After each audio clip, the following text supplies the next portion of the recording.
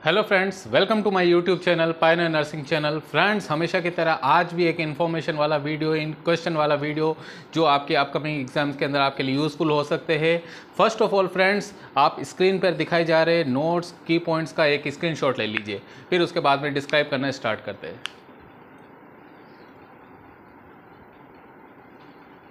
Okay, तो जैसा कि आप देख सकते हैं कि लेटेस्ट के अंदर बहुत सारी रिक्रूटमेंट्स है, अनाउंस की गई है, रिलीज़ की गई है, बहुत सारे स्टेट गवर्नमेंट्स के, बहुत सारे नेशनल लेवल के एग्ज़ाम की। ओके, सो ये सभी के लिए गुड न्यूज़ है। एंड इसके अलावा जैसे कल मैंने एक वीडियो बनाया था ICPGI लखनऊ की न्यू रिक्रूटमेंट 1974 पोस्ट की, 1974 पोस्ट की, जिसका लिंक कल अपडेट हो गया था देर रात को। ठीक है, और कई लोगों को ये मतलब क्वेरी भी थी और कई लोग ये मुझसे पूछ भी रहे थे, सर कि जब भी आए लिंक रजिस्ट्रेशन का एंड अप्लाई करने का तो आप हमें इन्फॉर्म कीजिएगा। एंड डेफिनेटली मैंने अपनी ड्यूटी अच्छे से फुलफ़िल की है। जो registration and admission online apply करने का लिंक है हमारे ही चैनल के कम्युनिटी सेक्शन के ऊपर दे दिया गया है। एंड इसके अलावा जो कल वीडियो बनाया था उसके भी कमेंट बॉक्स के अंदर मैंने वहाँ पे अवेलेबल करवा दिया है। सो आप वहाँ जाकर भी देख सकते हैं एंड ऑफिशियल वेबसाइट पर जाकर इजीली अप्लाई कर सकते हैं। ओके, सो फ्रेंड्स, आज का वीडियो स्टार्ट करते हैं। देखिए, आज के वीडियो के अंदर मैं बहुत सारे इंपॉर्टेंट क्वेश्चन जो कि प्रीवियसली कहीं ना कहीं पूछे गए एंड इसके अलावा बहुत सारे आने वाले एग्जाम के अंदर भी ये रिपीट हो सकते हैं, क्योंकि ऐसे क्वेश्चंस जो होते हैं जो प्रीवियसली भी पूछे हुए होते हैं और बहुत सारे क्वेश्चंस जो होते हैं जो सो मेनी टाइम्स जो कि क्या होता है कि पूछे गए कम होते हैं, लेकिन उनको पूछने की जो फ्रीक्वेंसी होती है एक टाइम बाद में ऐसी हो जाती है कि वो सडनली हमारे सामने आते हैं और हमें उसका आंसर नहीं आ पाता है, क्योंकि हमने बहुत पहले पढ़ा होता है। जैसे कि एक क्वेश्चन का एग्जाम्पल मैं लेटर ऑन आपको देकर समझाऊंगा कि क्यों ऐसे क्वेश्चंस को बार बार प्रीवियसली जो आए हुए हैं उनके ऊपर भी इंपॉर्टेंस देना ज़रूरी है। ओके, सो स्टार्ट करते हैं video.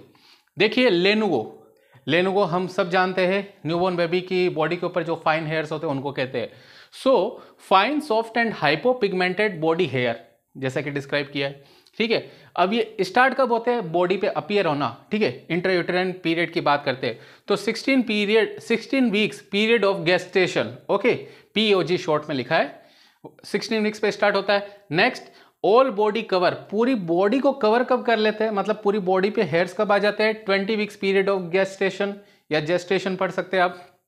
Next, shedding start 30 weeks period of gestation या गेस्टेशन।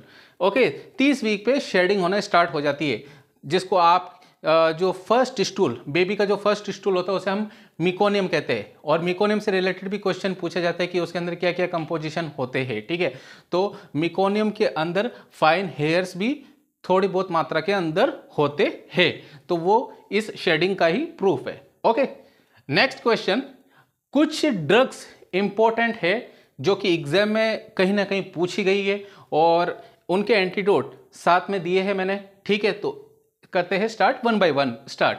ओके, नारकोटिक्स या ओपियोइड्स, एज यूजुअल नेलोक्सोन की इंजेक्टेबल फॉर्म के अंदर एम्पुल आती है जिसे IV स्लोली एडमिनिस्टर करना होता है over 1 to 2 minutes. Okay, and doctor अगर कहे तो इसको और भी स्लोली एडमिनिस्टर किया जा सकता है। ओके, क्योंकि ये एकदम से कार्डिक अरेस्ट या कार्डिक ओवरलोड की सिचुएशन एकदम से सिचुएशन क्रिएट कर सकता है। ठीक है ना, एकदम से हार्ट के ऊपर मतलब किसी भी तरह का एक टॉक्सिक इफेक्ट डाल सकता है, इसलिए इसे स्लोली एडमिनिस्टर करना होता है। ठीक है, नेक्स्ट, मेथेनॉल CH3OH।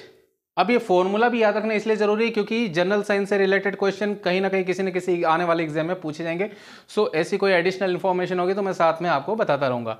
ठीक है, जहरीली शराब कहते हैं जिसे आम भाषा के अंदर, उसका एंटीडोट क्या है? एथेनॉल और फोमेपाइजोल। ठीक है, मतलब एथेनॉल ऑप्शन में तो एथेनॉल चूज कीजिए, फोमेपाइजोल हो तो फोमेपाइजोल चूज कीजिए, बट प्रेफरेंस हमेशा एथेनॉल को देनी है, जिसका फॉर्मूला है C2H5OH। एक एंटीडोट ऊपर रह गया। नेक्स्ट है एथिलीन ग्लाइकोल। एथिलीन ग्लाइकोल का एंटीडोट क्या है? Same ethanol, C2H5OH।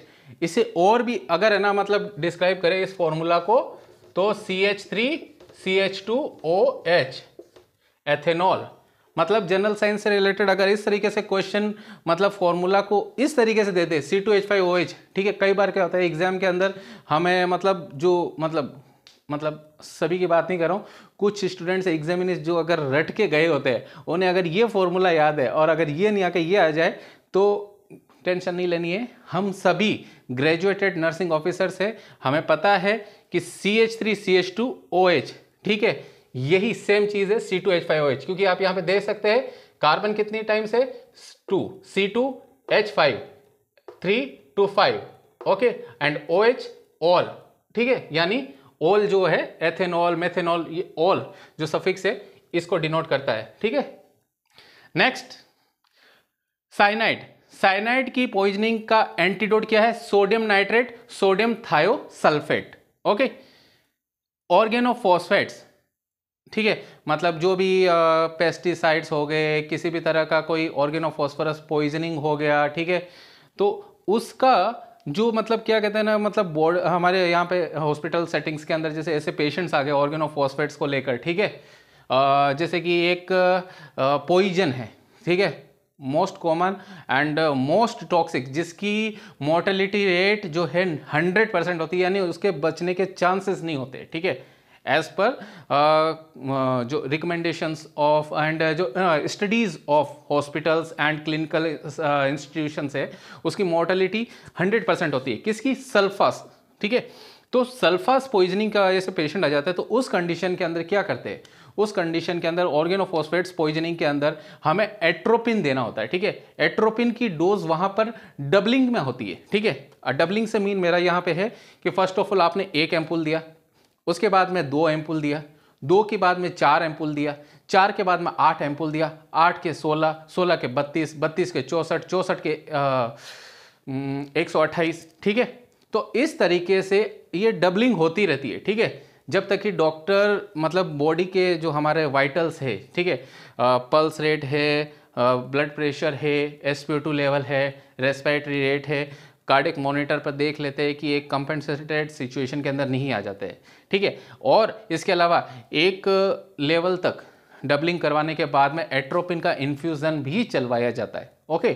सो आप देख सकते हैं कि एट्रोपिन क्यों इंपॉर्टेंट है। इसके अलावा एट्रोपिन जो है सीक्रेशंस को रोकने के लिए भी दिया जाता है बिफोर ECT, ठीक है, ओके, या फिर कोई भी ऐसा प्रोसीजर जिसके अंदर हमें एनेस्थीसिया, ठीक है, एनेस्थीसिया के बाद में पोस्ट एनेस्थीसिया के अंदर मतलब सीक्रेशंस वगैरह को रोकना होता है, उस कंडीशन के अंदर भी एट्रोपिन दिया जाता है। एंड इसके अलावा ब्रेडिकार्डिया की सिचुएशन को ट्रीट करने के लिए भी दिया जाता है। जैसे कोई पेशेंट शॉक के अंदर जा रहा हो और एकदम से उसकी हार्ट रेट कम हो रही हो, पल्स रेट कम हो रही हो, तो उस कंडीशन के अंदर भी बिलो 60, बिलो 50, बिलो 40 तक भी आ जाता है। तो उस कंडीशन के अंदर ये मतलब ये सीवियर लेवल है, ठीक है, ब्रेडिकार्डिया का, तो उस कंडीशन के अंदर डॉक्टर कहते हैं कि डियर नर्सिंग ऑफिसर, आप 1 एम्पूल या 2 एम्पूल है, ये एट्रोपिन इंजेक्शन है, IV स्टेट दे दीजिए, ठीक है। एंड इसके अलावा कार्डियक अरेस्ट हो जाता है, तो उस कंडीशन के अंदर भी, ठीक है, पेशेंट को रिवाइव करने के लिए रिससिटेट जो हम CPR करते हैं, उसके अंदर जो मेनली 2 ड्रग्स काम में ली जाती है वो होती है, एक तो इंजेक्शन एड्रेनालिन और इंजेक्शन एट्रोपिन, दोनों के ही 3-3 शॉट IV रूट से दिए जाते हैं, ठीक है, कार्डियक अरेस्ट के सिचुएशन में और कलेप्स, पेशेंट के कलेप्स होने के सिचुएशन के अंदर, ठीक है।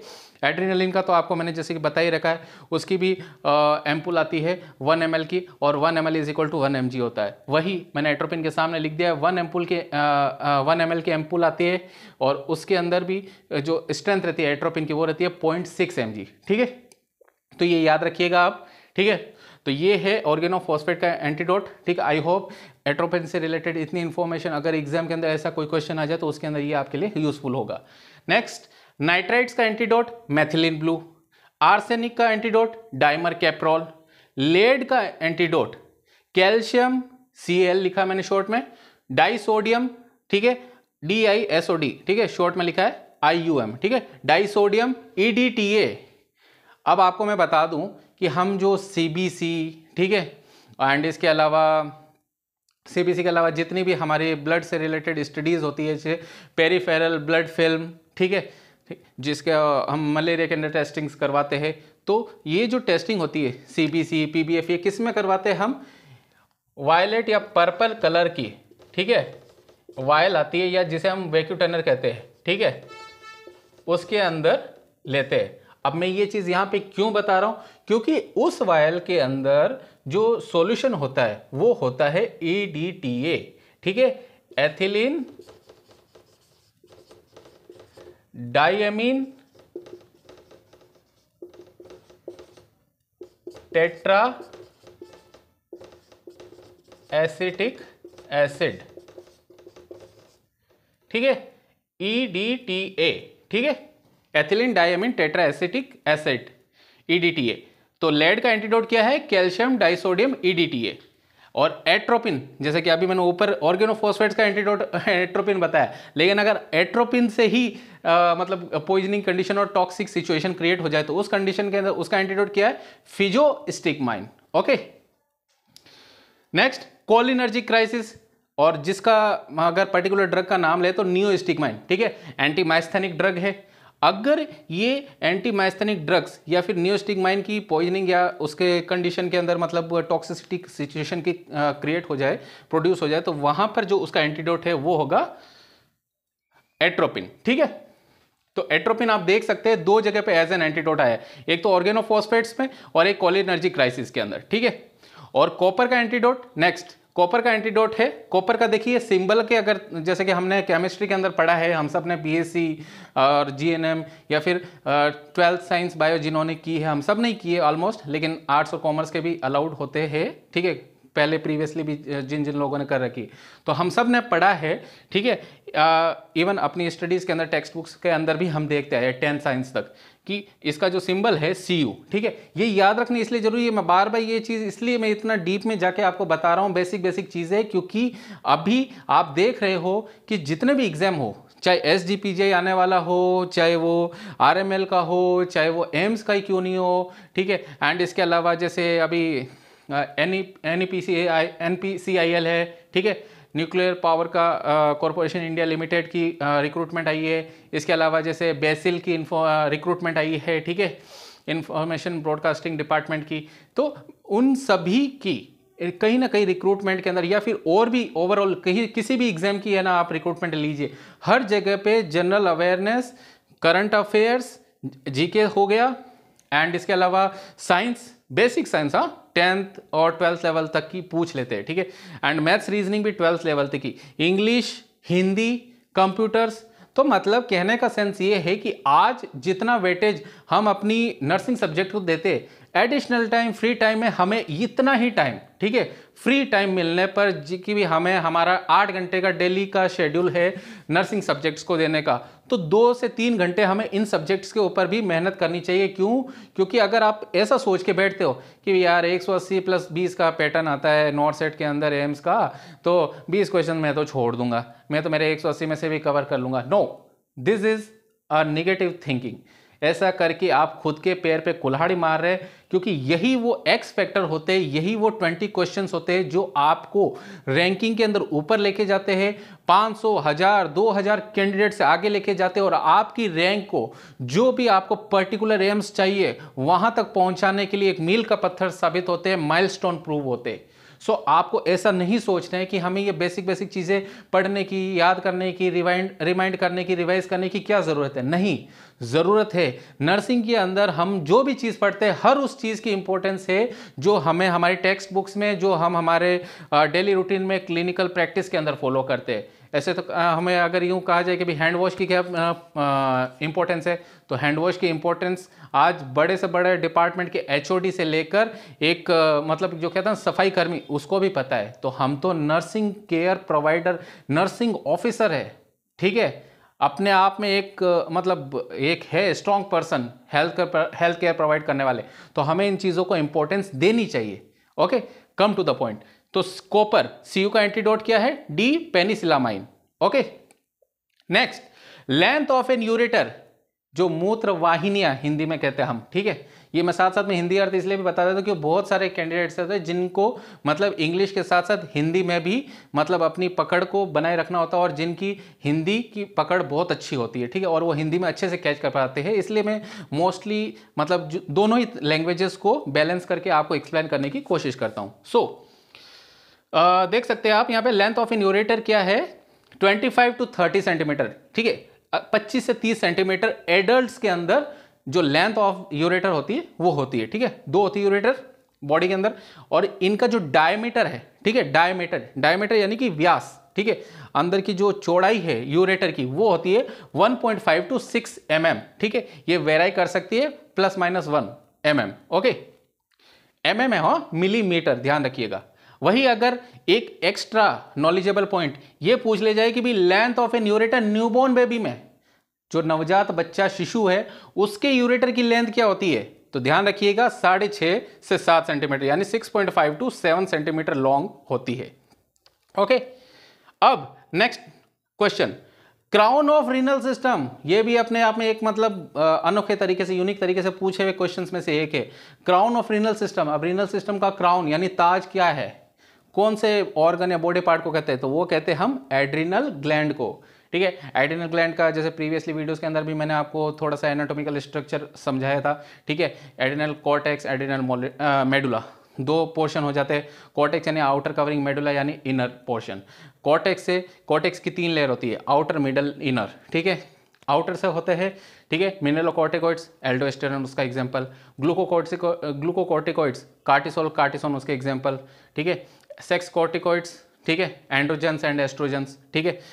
तो ये हो गए एड्रिनल कॉर्टेक्स से सीक्रेट होने वाले, वही एड्रिनल मेडुला से, एड्रिनल ग्लैंड के मेडुला पोर्शन से सीक्रेट होने वाले hormone adrenaline, nor adrenaline, okay, जिन्हें हम दूसरे टर्म्स एपिनेफ्राइन, नॉर एपिनेफ्राइन भी कहते हैं, ठीक है।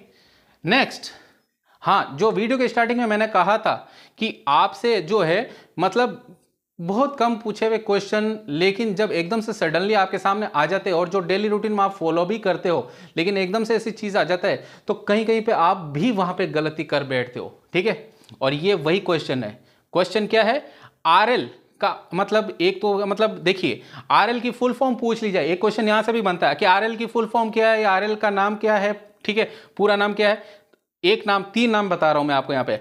First, Ringer lactate, second, compound sodium lactate, and third, Hartmann's solution, जो कि मोस्टली पूछा जाता है कि हार्टमैन्स सॉल्यूशन कौन से आईवी फ्लूइड या आईवी इन्फ्यूजन को कहा जाता है, ठीक है। पहला क्वेश्चन तो यहां पे बना। दूसरा क्वेश्चन, पटना एम्स, यह ध्यान दीजिएगा, पटना एम्स का जो 2015 में एग्जाम हुआ था उसके अंदर, ठीक है, आई थिंक 7 या 8 मई को हुआ था, मैंने दिया था वो एग्जाम, ठीक है, और मैं सिलेक्ट हुआ था उसमें, ठीक है। Later on vacancy sir government ने कैंसिल करती थी, वो अलग बात है, लेकिन मैं सिलेक्ट हुआ था तो मुझे अच्छे से याद है, ठीक है। तो आरएल के कंपोजिशन के अंदर कौन कौन से कंपोनेंट्स होते हैं, तो ध्यान दीजिएगा, sodium lactate, okay, sodium lactate होता है 0.320 ग्राम पर डेसीलीटर या 100 ml। ध्यान दीजिएगा, 1 डेसीलीटर 1 DL, ठीक है, या स्मॉल लेटर में भी लिख सकते हो, कितना होता है 100 ml, ठीक है। तो अगर पर डेसीलीटर में यूनिट दी हो तो भी 100 ml इसका मीनिंग, और 100 ml है तो भी इसका मतलब 100 ml ही है, ओके। नेक्स्ट, सोडियम क्लोराइड, इसके अंदर होता है 0.6 ग्राम पर डेसीलीटर, यानी कि 100 ml के अंदर कितना, 600 mg, ठीक है, 0.6 ग्राम है, ध्यान दीजिएगा। और पोटेशियम क्लोराइड होता है 0.04 ग्राम पर डेसीलीटर, यानी 40 mg होता है। कैल्शियम क्लोराइड 0.027 ग्राम पर डेसीलीटर होता है। वाटर QS, देखिए अब एक चीज एक और मैं यहाँ पे बता देता हूँ, बहुत बार हमारे सामने ऐसे ना टर्म्स का भी क्वेश्चन बनाकर पूछ लिया जाता है किसी भी कॉम्पिटिटिव एग्जाम में, ठीक है, जैसे फॉर एग्जांपल HS, ठीक है। अब HS का मतलब हमें हिंदी में अर्थ पता है क्या, सोते समय कोई मेडिसिन है हमें लेनी है, जैसे किसी को कहा हुआ sedative medicine like for an example alprazolam, ठीक है, 0.25 mg या 0.5 mg की, ठीक है, रात को सोते समय, एट बेड टाइम इंग्लिश में कहे तो HS की फुल फॉर्म क्या है, होरा सोमने, क्या है, होरा सोमने, ठीक वैसे के वैसे यहां पे वाटर, अब आरएल के अंदर वाटर भी होता है, तो वाटर के सामने मैंने क्या लिखा है यहाँ पे, QS का फुल फॉर्म क्या है, quantum satis, okay, QUANTUM, quantum SATIS, satis, quantum satis, इसका मीनिंग होता है अमाउंट विच इज इनफ, यानी मात्रा जो कि पर्याप्त है। ओके, अब आगे अगर इसकी मिली ऑस्मोल्स पर लीटर के अंदर भी पूछ लिया जाए कि भी इसकी मिली ऑस्मोल्स पर लीटर के अंदर ऑस्मोलैलिटी क्या होती है हर कंपोजिशन की, हर इलेक्ट्रोलाइट की, जैसे NS के अंदर है सोडियम और पोटेशियम सोडियम और क्लोराइड दोनों की 150 होती है। ठीक है, तो यहां पर सोडियम, पोटेशियम, कैल्शियम, बाइकार्बोनेट जो कि एज लैक्टेट फॉर्म होता है, मैं अभी आपको बता रहा हूं आगे। ठीक है, एंड क्लोराइड, सोडियम होता है 131 मिली मोल्स पर लीटर, पोटेशियम होता है 0.5 मिली मोल्स पर लीटर, कैल्शियम होता है 0.4 मिली मोल्स पर लीटर, बाइकार्बोनेट होता है 29 मिली मोल्स पर लीटर, क्लोराइड होता है 111 मिली मोल्स पर लीटर, 111 मिली मोल्स पर लीटर, और टोटल हो जाता है इनका टोटल 278 मिली ऑस्मोल्स पर लीटर। अब यहां पे देखिए कंपोजिशन क्या दिया हुआ है, लैक्टेट, लेकिन ये लैक्टेट यहां पे क्या काम कर रहा है, बाइकार्बोनेट का बफरिंग का काम कर रहा है, बफरिंग सॉल्यूशन का था, आयंस को बफर करने का काम कर रहा है। ठीक है, तो क्वेश्चन ये आया था एम्स पटना में कि आरएल का ये जो कंपोजिशन मैंने इस तरफ दिया ना, sodium lactate, sodium chloride, potassium chloride, calcium chloride, water, इनके अंदर कौन सा कंपोजिशन आरएल के अंदर नहीं होता है। ऑप्शन के अंदर सोडियम भी था, पोटेशियम भी था, कैल्शियम भी था, लेकिन लैक्टेट की जगह क्या दे दिया गया था, bicarbonate.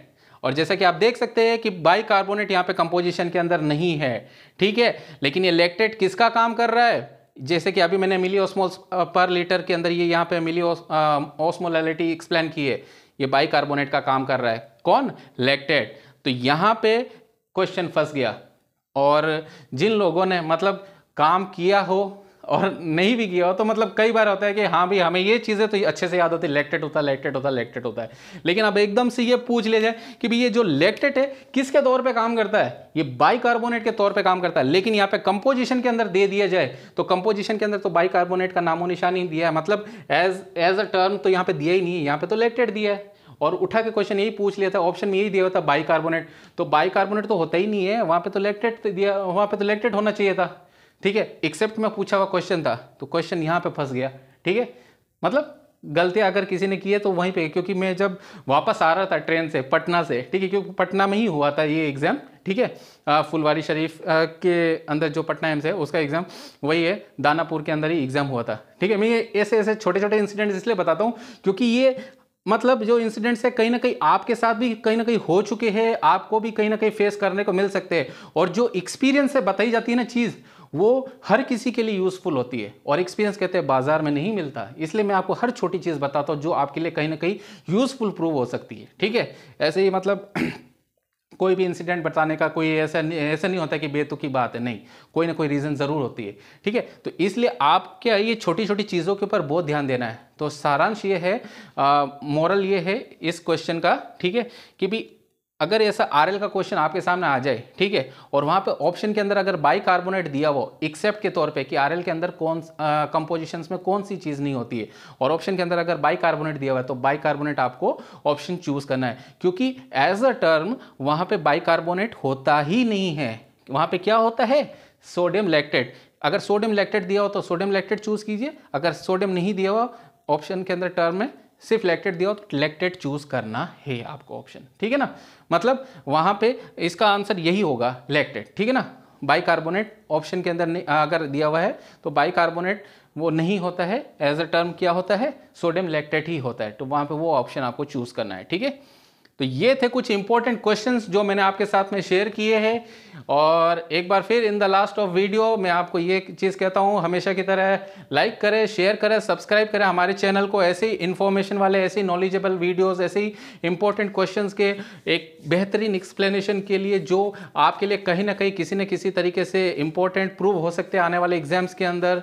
Okay dear, once again take care, all the best, like share and subscribe my channel, pioneer nursing channel. जय हिंद।